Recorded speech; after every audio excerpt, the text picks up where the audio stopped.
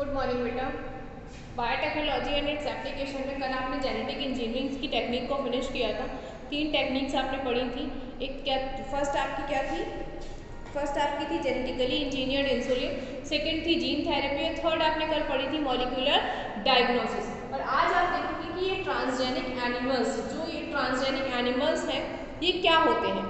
तो trans means क्या होता है? ट्रांस मीन्स होता है चेंज करना, और जेनिक का वर्ड है जीन। जेनिक कहाँ से आया है? जीन से। तो किसी भी एनिमल्स के जीन को चेंज करना, किसी भी एनिमल्स के, ये वो एनिमल्स हैं, या आप हम ये भी कह सकते हैं कि ये वो एनिमल्स हैं जिनके जीन्स को हम अपनी मदद से, मीन्स हम इन विट्रो चेंज करते हैं। चेंज करने के बाद एनिमल का जो फॉर्म हमें मिलता है उसको हम क्या नाम देते हैं? उनको हम कहते हैं ट्रांसजेनिक एनिमल। तो बेसिकली ट्रांसजेनिक एनिमल्स क्या होते हैं? ऐसे एनिमल्स जिनके डीएनए में मैनिपुलेशंस के थ्रू एक एक्स्ट्रा या फॉरेन जीन लगा देते हैं। एक्स्ट्रा जीन क्या है? हम बाहर से ही लगाएंगे, और जो भी चीज़ें हम बाहर से अपने बॉडी में इंजेक्ट करते हैं, किसी भी एनिमल की बॉडी में इंजेक्ट करते हैं, उन्हें हम फॉरेन एलिमेंट्स कहते हैं। तो किसी भी एनिमल्स की बॉडी में डीएनए को मैनिपुलेट करके अगर हम कोई फॉरेन जीन या एक्स्ट्रा जीन लगा देते हैं, तो जो एक्सप्रेस करता है, जो भी एक्सप्रेस करता है, वो क्या कहलाता है? ट्रांसजेनिक एनिमल कहलाता है। और transgenic rat, rabbit, pets, sheep, cow और फिश को प्रोड्यूस किया जा चुका है। ट्रांसजेनिक एनिमल्स में किनको प्रोड्यूस कर चुके हैं हम? Rat, rabbit, cow, pet, ship and fishes को हम प्रोड्यूस कर चुके हैं। जबकि उपस्थिति सभी ट्रांसजेनिक एनिमल्स में 95% से अधिक माइस की, और सबसे ज़्यादा एक्सपेरिमेंट बेसिकली किस पर किए जाते हैं? माइस पर किए जाते हैं। तो परसेंटेज में अगर हम देखें कि सबसे ज़्यादा प्रोडक्शन किस में हुआ है, तो 95% का प्रोडक्शन हमने किस में किया है? माइसेस में किया है। माइस में हुआ है सबसे ज़्यादा प्रोडक्शन ट्रांसजेनिक एनिमल के फॉर्म में। अदरवाइज हम किनको प्रोड्यूस कर चुके हैं, किनको हम इंट्रोड्यूस करा चुके हैं? काउस को भी करा चुके हैं, fishes, sheeps and rat, rabbits, इन पर भी हम ये सारे एक्सपेरिमेंट्स कर चुके हैं। इनके भी डीएनए को हमने मैनिपुलेट किया है। तो इस तरह के एनिमल्स को क्यों प्रोड्यूस किया जाता है? ये भी एक रीज़न है कि एनिमल ठीक है, हम क्यों प्रोड्यूस कर क्यों रहे हैं? तो करने के भी क्या है? रीजंस है। अब हम कुछ कॉमन रीजंस का पता लगाते हैं। सबसे पहला है कि नॉर्मल फिजियोलॉजी और उनका डेवलपमेंट। तो क्या है कि ट्रांसजेनिक एनिमल्स को विशेष रूप से डिजाइन किया जाता है, जिससे इस बात को पता लगा सके कि जीन्स कैसे रेगुलेट होते हैं तथा वे किस प्रकार की बॉडी के डेवलपमेंट और नॉर्मल फंक्शंस को प्रभावित करते हैं। जैसे ग्रोथ में इन्वॉल्व होने वाले कॉम्प्लेक्स फैक्टर्स में इंसुलिन और ग्रोथ फैक्टर्स की स्टडी करी है। हम इंसुलिन हम बना चुके हैं जेनेटिक इंजीनियरिंग के थ्रू। दूसरी स्पीसीज के जीन को इंट्रोड्यूस करने के द्वारा इन फैक्टर्स के बनने में बदलाव पैदा होता है। अगर हम दूसरी स्पीसीज का जीन किसी एनिमल में, मान लीजिए हम काऊ का या किसी भी एनिमल को एक्सप्रेस कर रहे हैं, उसमें किसी दूसरे एनिमल का अगर हम जीन लगा दें, तो हमें क्या इवोल्यूशन देखने को मिलेगा? ये भी एक रीज़न है। इस बदलाव में होने वाले बायोलॉजिकल फैक्टर्स की स्टडी की जाती है और शरीर में फैक्टर्स के बायोलॉजिकल रोल के बारे में उसको इंफॉर्मेशन दी जाती है। सेकेंड चीज़ है कि स्टडी ऑफ डिजीज, कि कौन सी ऐसी जेनेटिकल डिजीज है जिसकी वजह से एनिमल को ट्रांसजेनिक करना पड़ रहा है। जेनेटिक डिजीज का मतलब ये हुआ कि अगर उसमें कोई ऐसी फॉल्ट है, उसके जीन में कोई फॉल्ट आ रही है, तो उस जीन को हम काट देंगे और उस जगह पर दूसरा जीन लगा देंगे, और उस मतलब जिस जीन में डिफेक्ट है उस जीन की हम स्टडी करेंगे कि क्या कौन सी डिजीज है उसमें या क्या रीजन है, उसको हम हटा करके थ्रू जेनेटिक इंजीनियरिंग हम दूसरा जीन लगा देंगे। एक ये भी रीजन है। और तीसरा और लास्ट रीजन क्या है? कुछ बायोलॉजिकल प्रोडक्ट, कुछ नए प्रोडक्ट को फॉर्म करने के लिए भी हम ये काम करते हैं। तो अब ये काम करते कैसे हैं या है क्या ये बेसिकली? तो the animals which carry foreign genes are called transgenic animals. ये आपको पता चल गया कि the animals which carry foreign genes. Definition हम क्या देखेंगे? The animals which carry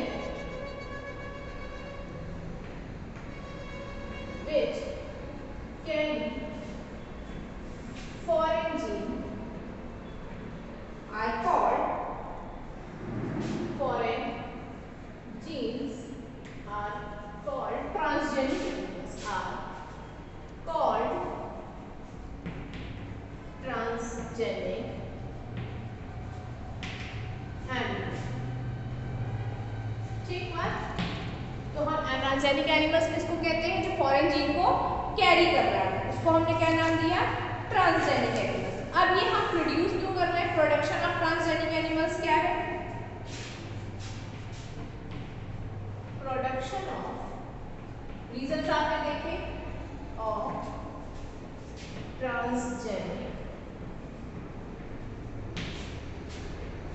animal. क्या है प्रोडक्शन ऑफ ट्रांसजेनिक एनिमल?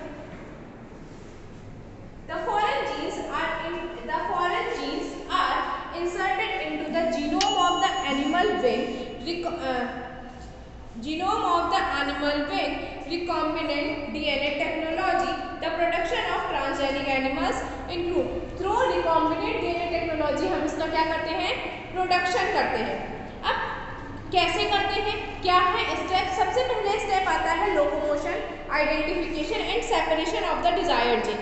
उस डिजायर्ड जीन जहां से हम अनडिजायर्ड को हटा रहे हैं उसकी हम क्या पहले पता करेंगे? उसकी लोकोमोशन पता करेंगे, आइडेंटिफिकेशन करेंगे और सेपरेशन करेंगे उस अनडिजायरेबल की जगह डिजायरेबल जीन का। तो इसका फर्स्ट स्टेप क्या होगा?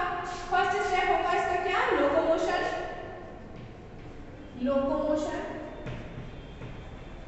Identification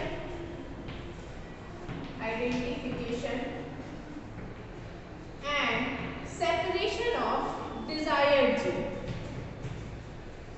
separation of desired gene. ठीक। देन इसके बाद क्या होता है? इसके बाद हम करते हैं selection, selection of proper vector. किसी एक प्रॉपर वेक्टर का हम सिलेक्शन करते हैं, सिलेक्शन ऑफ प्रॉपर वेक्टर। और ये वेक्टर बेसिकली वायरस होते हैं, ये वेक्टर बेसिकली वायरस या फिर पैथोजेंस होते हैं, लेकिन पैथोजेंस की जगह हम उन वेक्टर्स को भी यूज कर सकते हैं जो हमें इंस्टेंट रिजल्ट दे। क्योंकि थ्रू जेनेटिक इंजीनियरिंग हम कोशिश करते हैं कि हमें जो जिसका भी हम प्रोडक्शन कर रहे हैं, जो भी चीज हम फॉर्म कर रहे हैं, अगर जेनेटिक इंजीनियरिंग के थ्रू कर रहे हैं तो हमें नॉर्मल सी बेसिक सी बात है कि हमें वेक्टर चाहिए। अगर जेनेटिक इंजीनियरिंग है तो विदाउट वेक्टर काम नहीं हो सकता। जेनेटिक इंजीनियरिंग के लिए हमें वेक्टर इज नेसेसरी। तो यहाँ पर वेक्टर बेसिकली लिए क्या जाते हैं? पैथोजेंस लिए जाते हैं। लेकिन जेनेटिक इंजीनियरिंग क्यों करते हैं? फॉर इंस्टेंट रिजल्ट, ताकि हमें तुरंत रिजल्ट मिल सके। तो इसके लिए हम पैथोजेंस की जगह उन वेक्टर्स का या उन वायरसेस का भी यूज कर सकते हैं जो हमें इंस्टेंट रिजल्ट दे। जरूरी नहीं है कि हम उसी पैथोजन, जो पैथोजन चले आ रहे हैं उन्हीं का यूज करें, ऐसा कोई कंपलसरी नहीं है, ऐसा कोई कंपल्शन नहीं होता है। क्या होता है कि हम उन पैथोजेंस को भी या उन वेक्टर्स को भी हम यूज कर सकते हैं जो हमें इंस्टेंट रिजल्ट दे रहे हैं। सबसे पहले क्या किया हमने? आइडेंटिफिकेशन किया और सेपरेशन ऑफ डिजायर्ड जीन हमने चूज किया। इसके बाद हम क्या करते हैं? इसके बाद हम करते हैं selection of proper vector. Vector की हेल्प से ही तो हम डिजायर्ड जीन लगा सकते हैं, लगाएंगे वहां पर। अगर वेक्टर नहीं होगा, अगर कोई हमें सपोर्टिव सिस्टम, वेक्टर काम करता है सपोर्ट सिस्टम, अगर वेक्टर नहीं होगा तो हम जो डिजायर्ड जीन है उसको हम लगा नहीं सकते। एक तरह से ये एक एंजाइम या एक कैटलिस्ट का भी काम करते हैं वेक्टर्स। पर वेक्टर का मेन काम होता है क्या? सपोर्ट करना किसको? डिजायर्ड जीन को। अगर डिजायर्ड जीन का सपोर्ट बनाना है तो वेक्टर को लगाना पड़ेगा। अगर वेक्टर मेरे पास नहीं है, हमारे पास वेक्टर्स नहीं है, तो हम डिजायर्ड जीन को लगा नहीं सकते। अनडिजायर्ड को तो हम हटा देंगे रिकॉम्बिनेंट डीएनए से। रिकॉम्बिनेंट डीएनए बनाया आपने जेनेटिक इंजीनियरिंग के थ्रू, अनडिजायरेबल हटा दिया। लेकिन अगर वेक्टर नहीं है हमारे पास तो हम डिजायर्ड जीन को लगा नहीं सकते। तो जनरली अ वायरस और अ डायरेक्ट ट्रांसमिशन, वेक्टर्स में हम क्या लिखते हैं? जनरली अ वायरस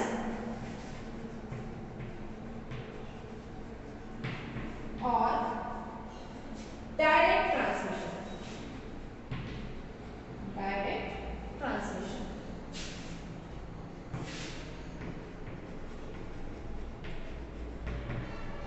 इसके बाद क्या करेंगे?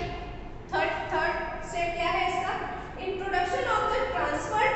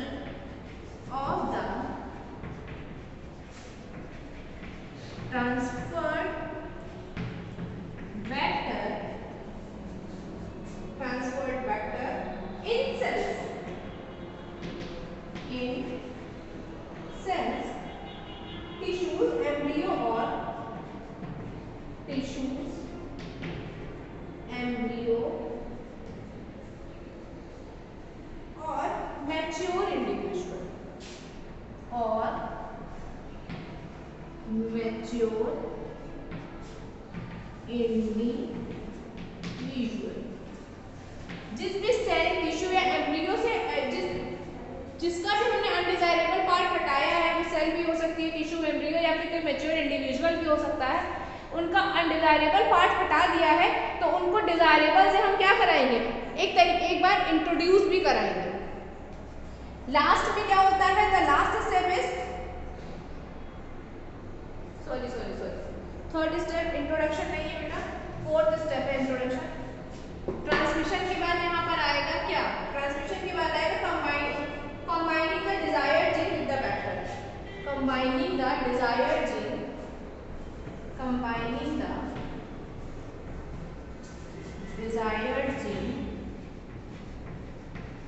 With the vector. वेक्टर के साथ में हमने डिजायरेबल जीन को जोड़ दिया, जोड़ने के बाद हमने उसको इंट्रोड्यूस करा। पहले हमने उसको जोड़ा, जोड़ने के बाद हमने उसको इंट्रोड्यूस कराया। ये देखिए अब आपको साफ दिखेगा।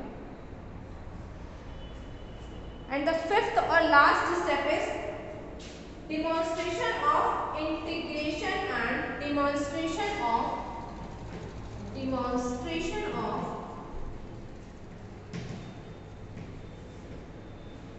integration and expression of the foreign gene, demonstration of integration and expression of the foreign gene in transgenic tissues or animal। फिर लास्ट में हम क्या करेंगे, उसको ये पता करेंगे कि जो भी हमने फॉरेन जीन एनिमल्स में एंटर कराया है वो अपना फंक्शन सही तरीके से कर रहा है या नहीं। ठीक, तो ये कुछ 5 स्टेप हैं ट्रांसजेनिक एनिमल को प्रोड्यूस करने के। फर्स्ट हमने क्या किया, locomotion, identification and separation of desired gene. जो भी हमें डिजायर्ड जीन लगाना है अनडिजायरेबल की जगह, उसकी हमने क्या करी, पहले लोकोमोशन करी, उसका आइडेंटिफिकेशन किया। इसके बाद हमने जो अनडिजायरेबल हटाया था वहाँ पर डिजायरेबल जीन को लगाने के लिए उसका आइडेंटिफिकेशन किया। इसके बाद क्या हुआ, सेपरेशन ऑफ प्रॉपर वेक्टर।